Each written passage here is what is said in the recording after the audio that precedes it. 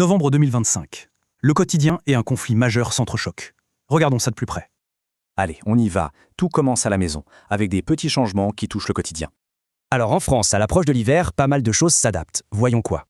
Le gros changement, c'est l'énergie. Les heures creuses sont repensées pour coller à la production solaire. Ça, c'est le nombre de foyers modestes qui reçoivent un chèque énergie pour leur facture. Côté logement, attention aux dates limites. Les impôts pour les résidences secondaires approchent. Et puis, une protection sociale essentielle, la trêve hivernale. Plus d'expulsions jusqu'en mars. Mais voilà. Pendant que le quotidien s'ajuste ici, une toute autre réalité se joue plus à l'est. En Ukraine, la guerre entre dans une nouvelle phase. On parle maintenant de négociations très complexes. Le bilan humain et matériel est énorme, mais attention, ces chiffres sont difficiles à vérifier. Le conflit soulève de graves questions, notamment, qu'est-ce qu'un crime de guerre au juste? Les enquêteurs internationaux documentent de nombreuses atrocités, des massacres, des déportations forcées.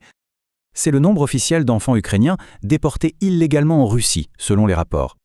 Cette citation l'explique bien, cibler les civils, c'est parfois une stratégie militaire délibérée. Et les conséquences de cette guerre dépassent largement le champ de bataille. L'impact est mondial. En 2022, l'Europe était très dépendante du gaz russe. Il a fallu trouver d'autres sources en urgence. Et voilà, la boucle est bouclée. Cette crise mondiale explique directement les changements en France. On a donc deux mondes, deux réalités qui coexistent au même instant, au même moment. La question finale, c'est ça. Dans ce monde ultra connecté, sur quoi porter notre attention?